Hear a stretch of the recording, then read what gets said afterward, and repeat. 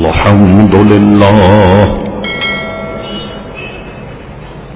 الحمد لله نحمده ونستعينه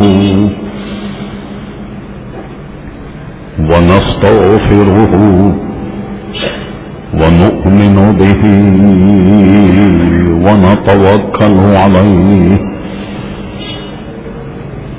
ونعوذ بالله من شرور أنفسنا ومن سيئات أعمالنا من يهده الله فلا مضل له ومن يضلله فلا هادي له ونشهد أن لا إله إلا الله وحده لا شريك له ونشهد أن سيدنا ومولانا محمدا عبده ورسوله أرسله بالحق بشيرا ونذيرا صلى الله تعالى على خير خلقه سيدنا محمد وآله وصحبه أجمعين أما بعد فأعوذ بالله من الشيطان الرجيم بسم الله الرحمن الرحيم محمد رسول الله والذين معه أشداء على الكفار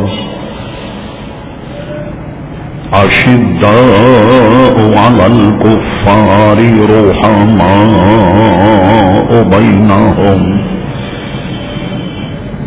تراهم ركعا سجدا صدق الله مولانا العظيم وصدق رسوله النبي الكريم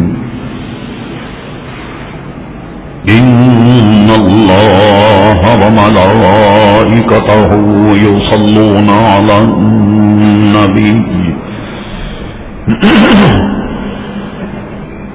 يا أيها الذين آمنوا صلوا عليه وسلموا تسليما اللهم صل على سيدنا ومولانا محمد معظم الجود والكرم وآله وبارك وسلم صلاة وسلاما عليك يا سيدي يا رسول الله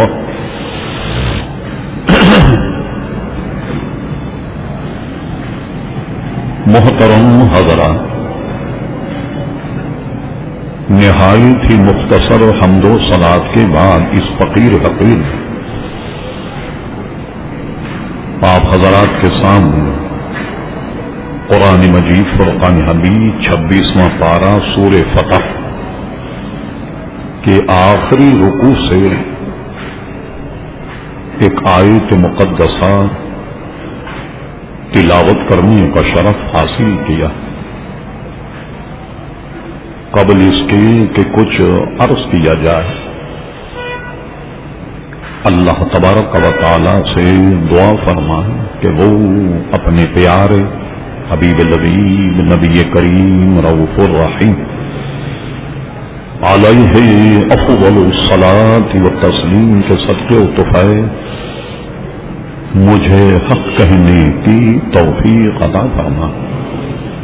ہم تمام حاضرین کو اللہ تبارک و تعالی حق سن کر حق کو قبول کرنے کی اور اس پر عمل کرنے کی توفیق عطا فرما۔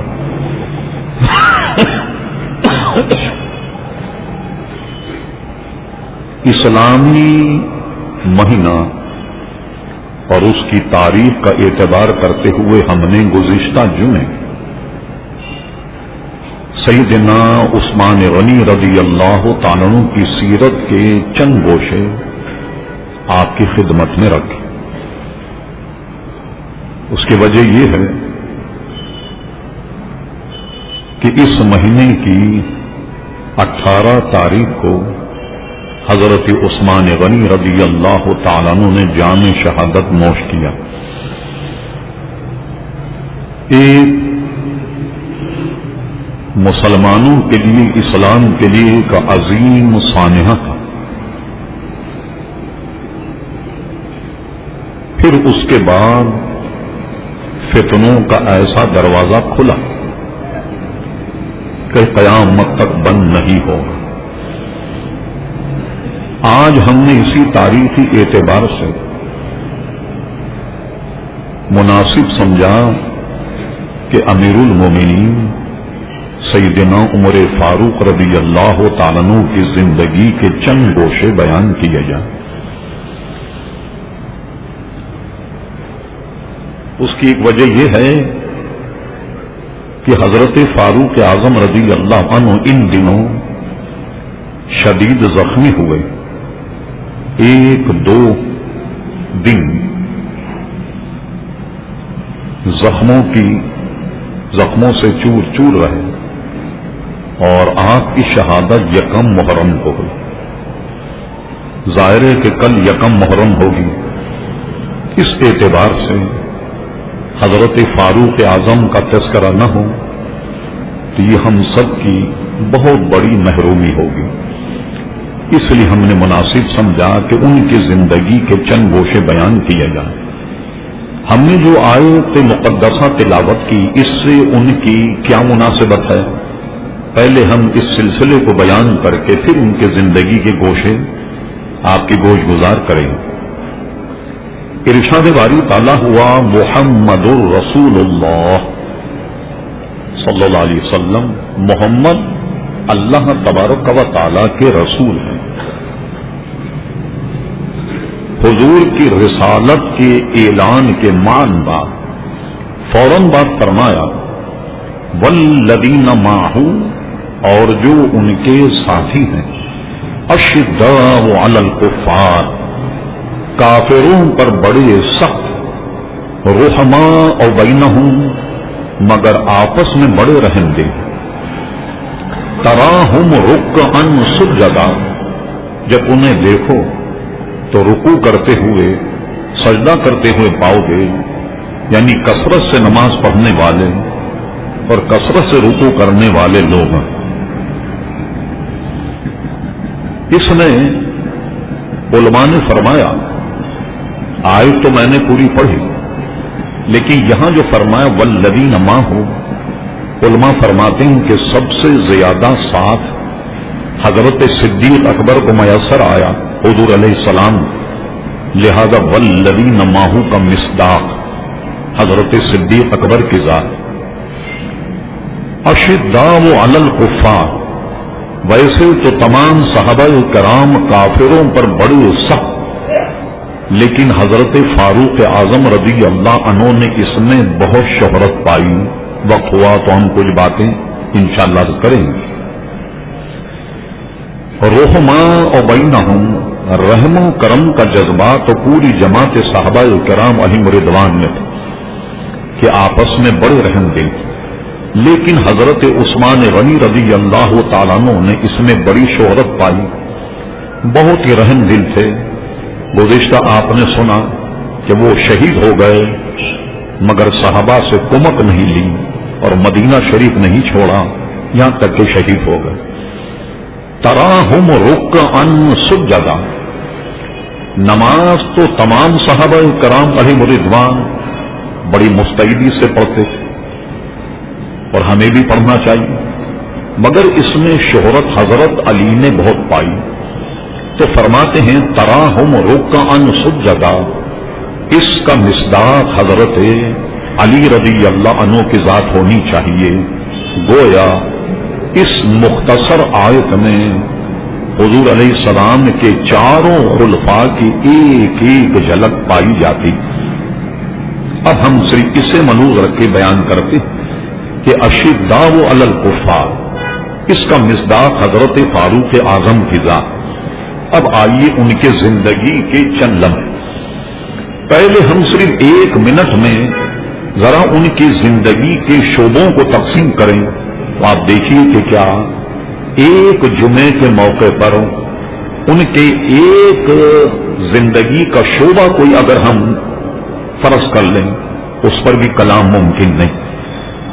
ان کے ایمان اسلام لانے کا واقعہ ایک بہت بڑا عنوان، ایک پورا جلسے میں اسے بیان کیا جائے۔ پھر اس کے بعد یہ وہ ہے جیسا آگے آپ سنیں گے کہ حضور علیہ الصلوۃ والسلام نے ان کو چاہا، یہ حضور علیہ السلام کی مراد ہے۔ حضور نے اللہ تبارک و تعالی سے دعا فرما کر ان کو مانگا اور انہوں نے اسلام قبول کیا۔ اس کا ترجمہ یوں کر لیں کہ جو تلوار، جیسے آگے آپ سنیں کہ نبی کریم علیہ السلام کے حیات کے چراغ کو بجھانے کے لیے اٹھی تھی، یہ اللہ کا کرم ہے کہ اس تلوار نے اسلامی حدود اور اسلامی سلطنت اور مسلمانوں کی حفاظت کی اور بے شمار کافروں کو تحقیق کیا۔ یہ اللہ تعالیٰ کا کرم کہ جو حضور کے قتل کے لیے تلوار اٹھی، اللہ تبارک و تعالیٰ نے اسلام کی حفاظت فرمائی۔ پھر فاروق اعظم رضی اللہ عنہ کے اسلام قبول کرنے کے بعد سر عام جب اسلام کی تبلیغ ہونے لگی، یہ واقعات ایک مکمل عنوان۔ پھر اس کے بعد میں حضرت فاروق اعظم کی شہادت ایک بہت بڑی سازش کا نتیجہ، یہ الگ عنوان۔ ان کی حکومت کا نظم و نسق، کس طرح حکومت سنبھالتے، جیسے ہماری یہاں آپ نے سنا ہوا آج کل تو بحث بہت چل رہی ہے احتسابی بیو، احتساب کیا جائے۔ حضرت فاروق اعظم نے احتساب کرنے میں اپنے گورنر کو بھی نہیں چھوڑا اور سر عام ایک عام آدمی شہری کے ہاتھ میں درہ دے دیا کہ جو گورنر نے تم سے ناانصافی کی ہے اور یہ درہ اٹھاؤ اور اس کا بدلہ لے۔ گورنر مصر کا معاملہ تھا، اس نے چپ چاپ سے آن کر کہا یا امیر المومنین، اگر گورنروں کی عزت محفوظ نہ رہی تو کیا بنے گا؟ فرمایا کچھ نہیں جانتا، پیٹ ننگی کرو اور اس کے سامنے آ جاؤ۔ انہوں نے احتساب میں گورنروں کو نہیں چھوڑا، عام شہری کے ہاتھ میں درہ دے کر کہا لگاؤ اس کے درے۔ اللہ اکبر۔ اسی طرح عدل کا نظم و نسق اتنا عمدہ اور اتنا شاندار تھا کہ اس کا انداز اس سے لگائیے کہ ایک گواہی میں فاروق اعظم خود پہنچے عدالت گواہی دینے کے لیے۔ یہ بحث بھی آپ سن رہے ہیں آج کل یا نہیں؟ ہمارا کہ میں کسی کا نام نہیں لیتا، ہمارا صدر چور ہو، اچکا ہو، ظالم ہو، شرابی ہو، جواری ہو، کچھ بھی، اس کے خلاف اگر عدالت مقدمہ آ جائے تو عدالت اسے طلب نہیں کر سکتی تا وقت کہ اس کی صدارت کا دورانیہ پورا نہ ہو جائے۔ یہاں فاروق اعظم ایک عام عدالت میں چلے گئے گواہی دینے کے لیے، اور اس میں کیا ہوا؟ جیسی عدالت میں گئے، روب دبدبا فاروق اعظم کا ایسا کہ قاضی کرسی سے اٹھ گیا۔ ان کے جلال کو دیکھ کر انہوں نے گواہی دی، اور گواہی دینے کے بعد آنے کے بعد اس قاضی کو جناب اس کی ملازمت برطرف، اس کو جناب کیا کیا؟ برطرف کر دیا، اور پوچھنے پر بتایا کہ میں عام شہری کی طریقے سے گواہی دینے آیا اور تم نے اٹھ کر میرا ادب اور احترام کیا۔ اس کا مطلب ہے کہ تم جب میرا احترام کرو گے تو دوسرے پر تاثر یہ ہوگا کہ فیصلہ اس کے حق میں ہوگا کہ جس کے لیے میں گواہی دینے والا ہوں۔ اللہ اکبر۔ غور فرمایا، آپ نے قاضی کو برطرف کر دیا، ایسا نظم ایسا عدل قائم کیا ہم اور آپ تو ان کے غلاموں کے غلاموں کے غلام.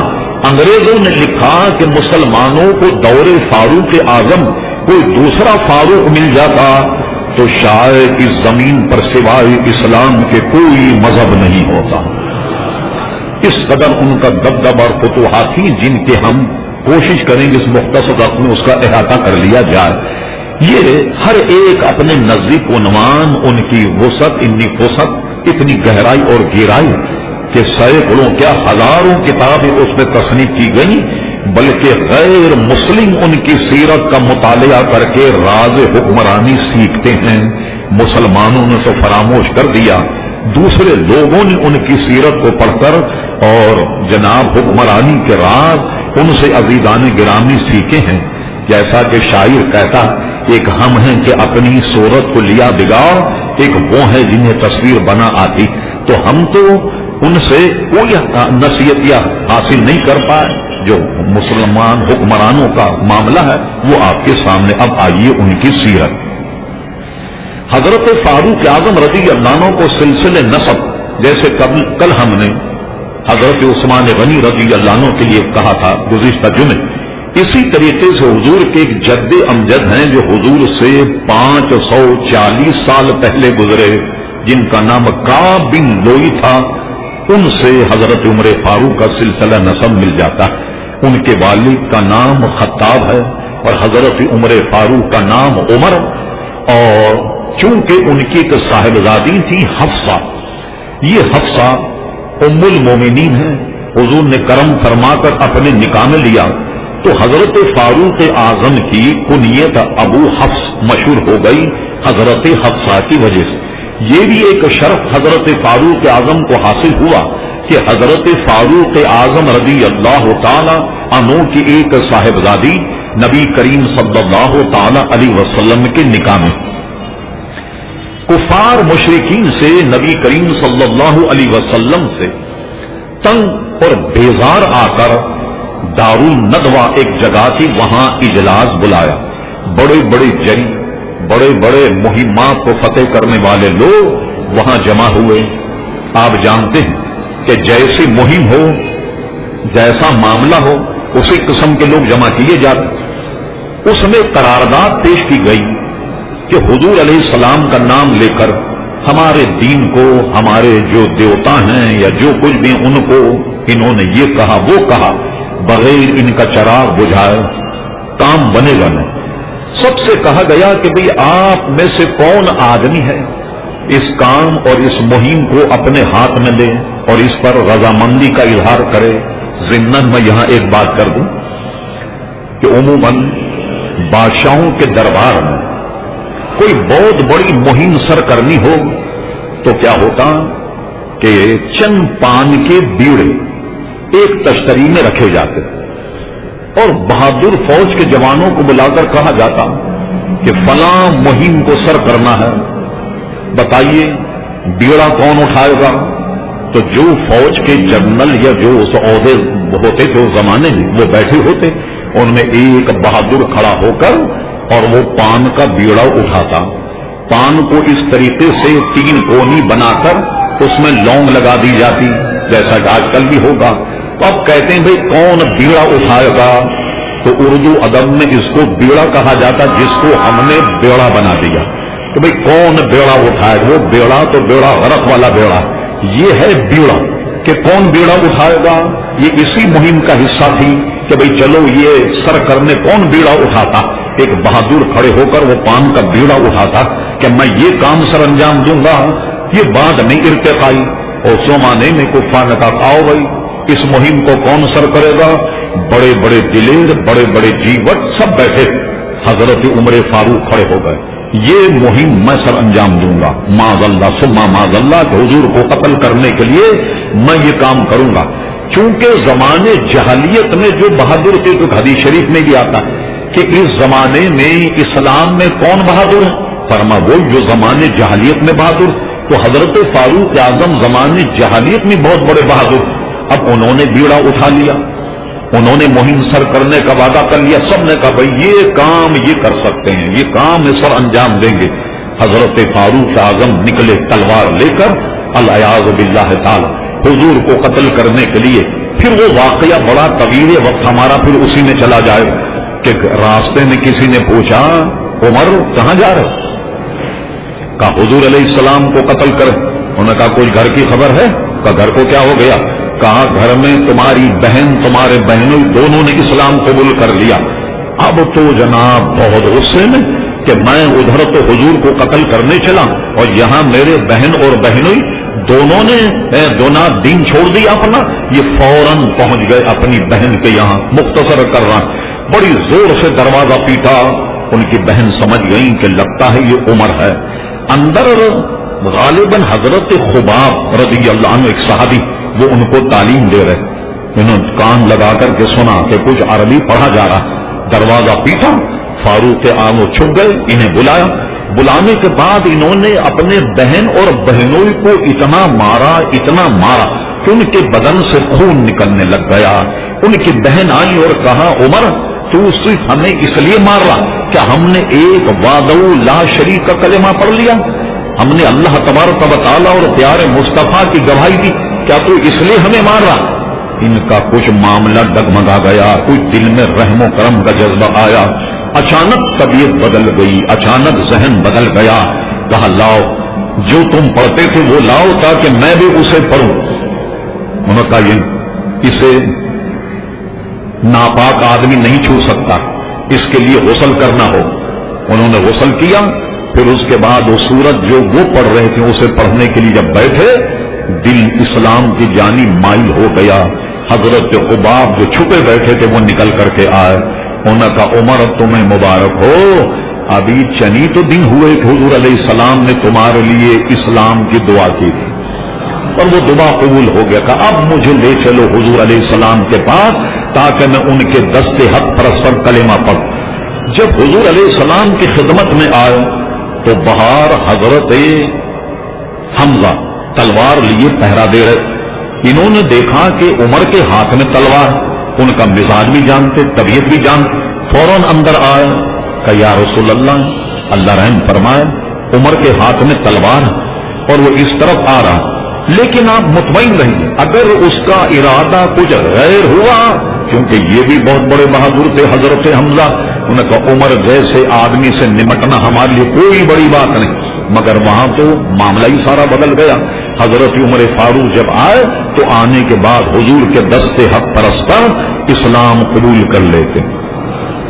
अब इसमें उलमा फरमाते, इमाम सूती ने एक कौल ये लिखा कि 39 आदमी मुसलमान हुए, 40वें हजरत फारूक आजम थे।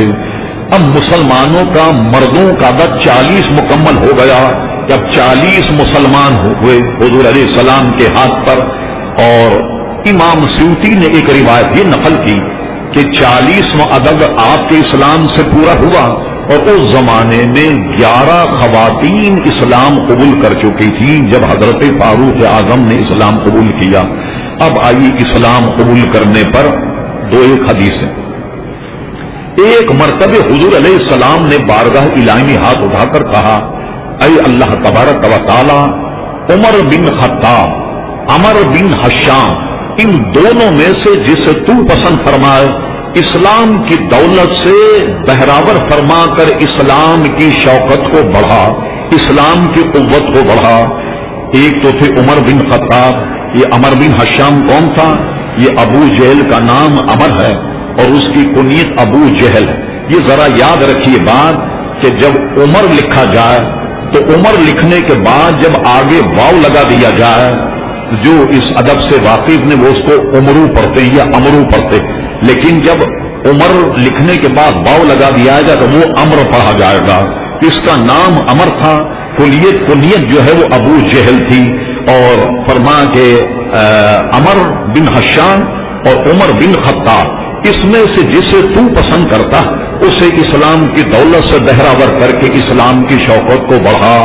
इमाम सूती ने बड़ी तहकीक से ये भी हदीस नकल फरमाई कि खास तरीके से एक दुआ खालिसतन हजरत फारूक आजम के बारे में भी एक दूसरी सनद से उन्होंने पेश की हदीस कि जिसमें हुजूर अलैहिस्सलाम ने अल्लाह की बारगाह में ये कहा, ऐ अल्लाह तबारक व तआला, عمر ابن خطاب کو اسلام کی دولت سے مالا مال فرما اور اس سے اسلام کی شوکت کو بڑھا، اور اللہ تبارک و تعالیٰ نے دعا قبول فرمائی اور حضرت فاروق اعظم رضی اللہ عنہ اسلام قبول کر لیتے۔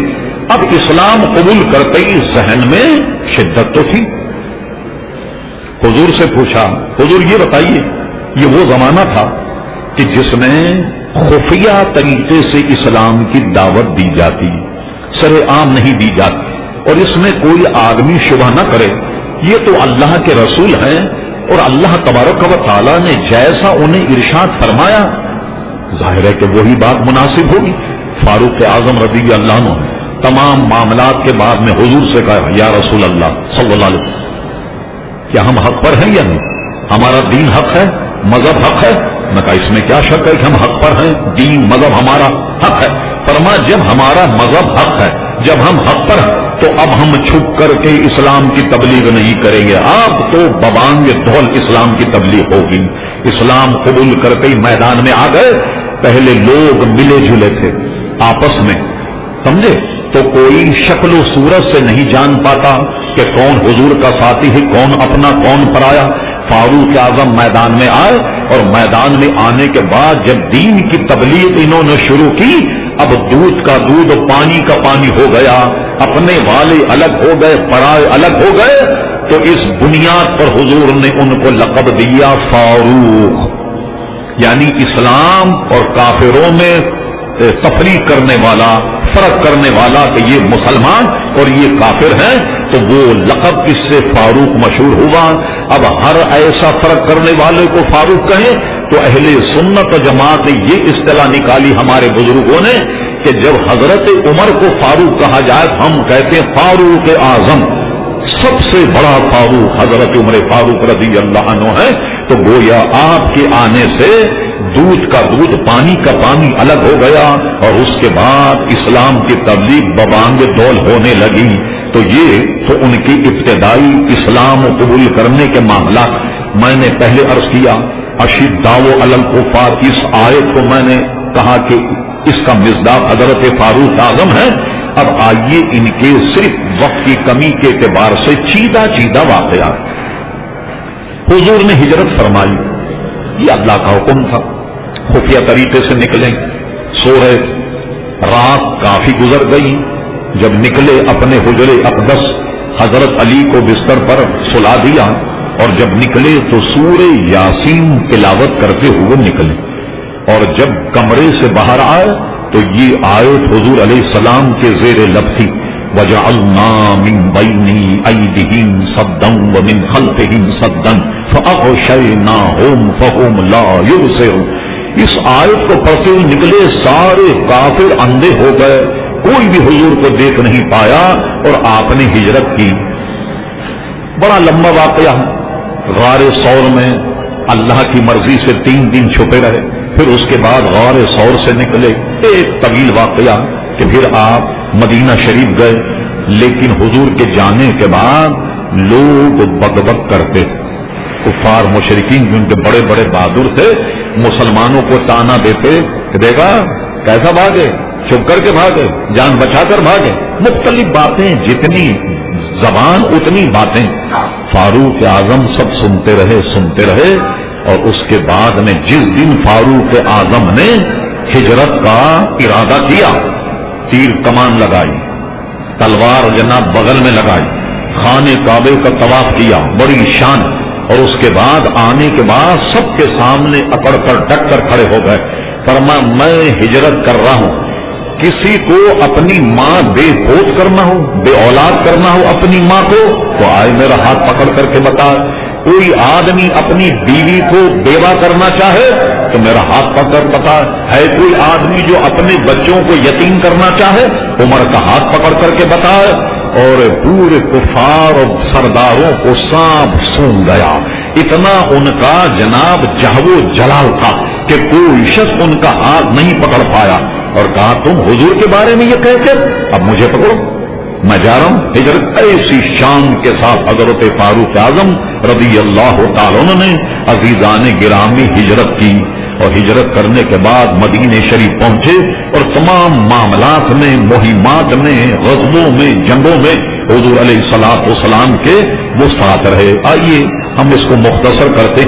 حضور علیہ الصلوۃ والسلام کے وصال ہوا، آپ کے وصال کے بعد حضرت صدیق اکبر خلیفہ بنے۔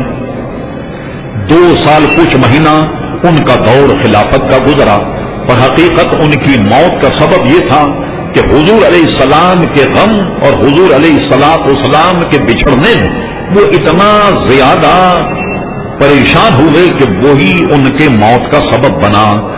کسی نے صدیق اکبر سے کہا کہ آپ نے اتنے بیمار ہیں، کسی طبیب کو دکھایا؟ کہا ہاں میں نے طبیب کو دکھایا۔ کہا طبیب نے کیا کہا؟ کہ طبیب نے یہ کہا کہ میری جو مرضی ہوتی ہے، میرا حکم جو ہے میں اپنے حکم کے اپنے معاملات کے مطابق چلتا ہوں، اپنی مرضی کے مطابق چلتا ہوں۔ اس سے مراد یہ تھی کہ میرا موت کا وقت آ گیا ہے، طبیب حقیقی جو اللہ تبارک و تعالیٰ اس نے مجھے دیکھ لیا، اب میری موت کا وقت آ گیا۔ حضرت صدیق اکبر دنیا سے گئے، جانے کے بعد فاروق اعظم رضی اللہ عنہ یہ مسند خلافت متمکن ہوئے، اور یہ ہم پورے دلائل سے یہ ثابت کر سکتے کبھی وقت پڑے تمام صحابہ نے حضرت عمر فاروق رضی اللہ عنہ کے ہاتھ پر بیعت کی، اور ہماری کتابوں سے یہ ثابت ہے کہ حضرت علی رضی اللہ عنہ نے بھی حضرت علی کے ہاتھ پر بیعت کی، اور ہماری کتابوں میں یہ معاملہ موجود ہے، یہ مسئلہ حضرت علی رضی اللہ عنہ نے بڑا پیارا جملہ کہا، فرمایا ہم حضرت عمر کی بیعت اس لیے کریں کہ جب حضور علیہ السلام سخت علیل تھے تو دین جیسے اہم امر میں حضور علیہ الصلوۃ والسلام نے حضرت ابو بکر صدیق کو اپنا خلیفہ بنایا تو ان سے بھی انہوں نے بیعت کی، اور فاروق اعظم جب خلیفہ بنے ان سے بھی بیعت کی، دونوں سے حضرت فاروق اعظم نے بیعت۔ حضرت عثمان غنی کا موقع آیا ان سے بھی حضرت علی رضی اللہ عنہ نے بیعت۔ بہت سارے حضرات اپنی نئی ریسرچ کو سامنے کہتے کہ وہ بہت دنوں میں حضرت فاروق اعظم نے بیعت کی۔ چلیے یہ بھی مان لیتے ہیں آپ کسی پیر کے مرید ہونا چاہیں، ایک تو کہ چلیے صاحب پیر صاحب بڑے اجلے پھجلے فوراً بیعت ہو جاؤں، ایک آدمی نشے و فراز دیکھتا ہے، پیر صاحب نماز کے پابند ہیں یا نہیں، کچھ دن اس میں لگے، پیر صاحب سنتوں کے پابند ہیں یا نہیں، کچھ دن اس میں لگے، پیر صاحب کوئی خلاف شرع کام تو نہیں کرتے، کچھ دن اس میں لگے۔ حضرت جنید بغدادی کی خدمت ایک آدمی آیا، 6 مہینے گزارنے کے بعد کہنے لگا حضور میں جا رہا ہوں السلام علیکم۔ فرمایا تم نے اپنا مدعا بیان نہیں کیا کہ تم کس لیے آئے، 6 مہینے رہے کچھ بات تم نے نہیں۔ کہنے لگی جی میں نے آپ کا بڑا نام سنا تھا، میں نے سوچا کوئی کرامت اگر دیکھوں تو میں مرید ہو جاؤں گا۔ فرمایا پھر کیا ہوا؟ کوئی کرامت ہی نظر نہیں آئی۔ فرمایا یہ بتاؤ کہ تم 6 مہینے رہے، میں نے کوئی نماز چھوڑی؟ کہا نہیں۔ رمضان میں کوئی روزے چھوڑے؟ کہا نہیں۔ کوئی خلاف شرع کام کیا؟ نہیں۔ کوئی فرائض چھوڑے؟ نہیں۔ سنتوں کو ترک کیا؟ نہیں۔ فرمایا عجیب احمق آدمی کہ ایک آدمی کو تم 6 مہینے دیکھتے رہے، وہ کوئی خلاف شرع کام نہیں کرتا، کوئی غلط کام نہیں کرتا، سنتوں کا تابع، واجبات کا تابع، فرائض کا تابع، تو تمہارے اندر یہ کمال نہیں۔ اس لیے جمہور علماء کا قول یہ ہے کہ شریعت پر استقامت کا درجہ کرامت سے بڑھ کر ہے۔ شریعت پر استقامت یہ کرامت سے عزیزان گرامی بڑھ کر کے ہے۔ تو حضرت علی نے جب دیکھا تینوں میں کوئی خامی نہیں تو آپ کہیں چلو 6 مہینے کے بعد بیعت کر لی یا کچھ مہینے اور لگا دیجیے، اس میں بیعت کی تو حضرت علی کی بیعت تو بہت پکی ہوئی نا۔ پھر فاروق اعظم ہماری تحقیقی اہل سنت کی کہ حضرت عمر فاروق نے بھی بیعت کی۔ اب آئیے آپ کا خلافت کا نظام جو ہے وہ چلتا، صرف اس کی چند جھلکیاں عزیزان گرام۔ وہ خلافت کے معاملات میں اتنے ہوشیار تھے، بازار میں جب نکلتے تو غلوں کا ڈھیر لگا ہوتا، خود ہاتھ اندر ڈال کر کے دیکھتے، ایسا تو نہیں کہ اوپر سوکھا غلہ ہو اور نیچے گیلا ہو، کسی کو دھوکہ دینے کے لیے تو فوراً اس کو وہیں سزا دیتے۔ اس کے بعد میں راستے میں چلتے کوئی کھجور کی گٹھلی دیکھ لے تو کھجور کی گٹھلی اٹھا کر لوگوں کے گھروں میں ڈال دیتے تاکہ اس سے وہ فائدہ حاصل کرے۔ کبھی چلتے تو یہ جو کمان کا ایک ڈورا ہوتا ہے بٹا ہوا بڑا شاندار قسم کا جس سے تیر پھینکا جاتا، وہ رسی کا ٹکڑا بھی کہیں ملتا اسے اٹھا کر کے بھی کسی کے گھر میں ڈال دیا کرتے تاکہ یہ اس کے کام آ جائے، اور خود دورہ کرتے رہتے، وہ سارے معاملات کی جانچ پڑتال عزیزان گرامی کرتے رہتے۔ اب آئیے ان کے کچھ نظام سے متعلق حضرت فاروق اعظم نظام یہ قائم کیا کہ حج کے موقع پر ان کا احتسابی بیورو لگتا تھا، یوں سمجھ آج کل کی زبان۔ اس کی ایک وجہ یہ ہے کہ ان کے امور سلطنت میں گورنر جو ہیں وہ موجود ہوتے، ان کو بلانا مکہ مدینہ پھر واپس جانا، تو اس سے بہتر ہے کہ حج کے موقع ساری درخواستیں جمع کر لے۔ حج کرنے کے لیے گورنر آتے تو ان کو بلا کر کے اور اس کے بعد عدالت لگاتے حج کے بعد، تاکہ ان کا وقت ضائع نہ ہو، پیسہ بھی ضائع نہ ہو، لگاتے۔ ایک درخواست آپ کے پاس ہے مصر سے، عام شخص نے بھیجی کہ حضرت عمر ابن عاص جو فاتح بھی ہیں مصر کے، گورنر بھی ہیں مصر کے، ان کے خلاف کہ انہوں نے مجھے بیجا طور پر 30 درے مارے۔ درخواست آ گئی، عمر ابن عاص کو بلا لیا رضی اللہ عنہ، بلانے کے بعد کہا کہ یہ تمہارے خلاف درخواست آئی ہے کہ تم نے اسے بے گناہ کسی شبے اس کے درے مارے۔ اعتراف ہو گیا کہ واقعی درے تمہارے، اور کا قصور اس کا نہیں تھا، اب کھڑے ہو جاؤ، اسے درہ دے دیا، فرما لو مارو درہ۔ جو درہ مارنے والا تھا اس نے سنیے کیا کہا، کہنے لگے کہ یا امیر المومنین جب انہوں نے میرے درے مارے ہیں تو میری پیٹھ جو تھی اس سے کرتا ہٹا ہوا تھا، مکشوف تھی پیٹھ، جس کو آج کل کی زبان میں کہنے لگ گئے پیٹھ ننگی تھی، ان کا بھی کپڑا اٹھائیے۔ فرما عمر ابن عاص درہ اس کو دیکھ فرما اپنی پیٹھ ننگی کر لو، اپنے پیٹھ سے کپڑا اٹھا دو تاکہ یہ تمہارا بدلہ لو۔ قریب آن کر کے کہا حضور اگر یہ سلسلہ جاری ہوا تو کسی بھی گورنر کی عزت و سلامت، میں کچھ نہیں جانتا، پیٹھ ننگی کر لو۔ اب کیا ہوا، جب بہت اصرار کیا پھر فاروق اعظم نے بلا کر یہ کہا اس آدمی کو کہ لو یہ بیٹھ جاؤ تم دونوں، اگر آپس میں کوئی تصفیہ کروں، یہ تمہیں اگر معاف کر دے تو میری طرف سے اجازت۔ تو دونوں میں افہام و تفہیم ہوئی۔ ایک غریب آدمی تھا جسے 30 درے لگے، اس نے ایک درے کے عوض میں 2 دینار ان سے جرمانہ لیا، اس وجہ سے عمر بن عاص کی پیٹھ بچی، ورنہ درے مارے جاتے۔ ہمارے یہاں وزاروں کا نظام کتنا عمدہ ہے، غور فرمائیے آپ ذرا، کہیے مت کہ میں کوئی سیاسی گفتگو کر رہا ہوں۔ جو آدمی اندر با اثر ہو اس کو محکمہ دے دیا جاتا، اور اس کو اس محکمے کی معلومات ہو یا نہ ہو اس کو وزیر بنا دیا جاتا۔ میں بہت کم ایسی باتیں بیان کرتا ہوں، میں جب پارلیمنٹ میں تھا ایک محکمہ تھا اسپیشل وزیر تعلیم، اسپیشل ایجوکیشن، اس کے منسٹر کے نام نہیں لیتا ہوں، تو وہ جب باہر نکلے اجلاس کے بعد تو ایک غریب آدمی ان کے گاؤں کا آ گیا، اس نے ان کو ایک ڈائری دی اور قلم دیا، قلم دینے کے بعد کہا کہ آٹوگراف دے دیجیے۔ وہ سمجھا نہیں کیا کہہ رہا، سامنے جو ایس پی کھڑا تھا اسے بلا کر کے منسٹر نے کہا کہ ادھر آؤ اس کا مسئلہ حل کر دو۔ اس نے کہا صاحب یہ دستخط مانگ رہا ہے، آٹوگراف، اچھا۔ پھر انہوں نے ڈگی پر ڈائری رکھے، آڑے ترچے جیسے انہیں دستخط آتے تھے ویسے انہیں دستخط کی، اور اسپیشل ایجوکیشن کے منسٹر۔ بتائیے اب تعلیم کا کیا حال ہوگا، تعلیم جو ہے ہمارے یہاں کیا حال ہوگا اس کا کہ جب ایسے محکمہ منسٹر کو دے دیے جائے، صحت خود اس کی خراب اور اسے وزیر صحت بنا دیا جائے۔ اللہ اکبر۔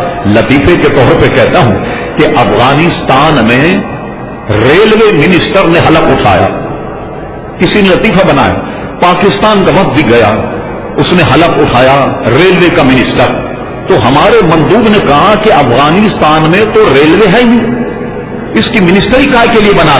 انہوں نے کہا بھائی پاکستان میں وزیر قانون ہے یا نہیں؟ تو پاکستان میں جب قانون نہیں ہے مگر وزیر قانون تو موجود ہے یا نہیں؟ تو اگر یہاں منسٹری ریلوے کی دے دی جائے کسی کو تو کیا حرج؟ تو ہمارے یہاں یہ تقسیم ہے۔ پھر اس تقسیم کے بعد آپ لطیفے چھپتے رہتے ہیں، آتے رہتے ہیں، جاتے رہے، اتنا لاؤ لشکر وزیروں کا کہ اگر حکومراں جماعت کو کوئی جلسہ کرنا ہو پبلک نہ بھی آئے، چاروں صوبوں کے وزیر بلا لے، اپنے مشیر بلا لے، اپنے وزیر بلا لے، ماشاءاللہ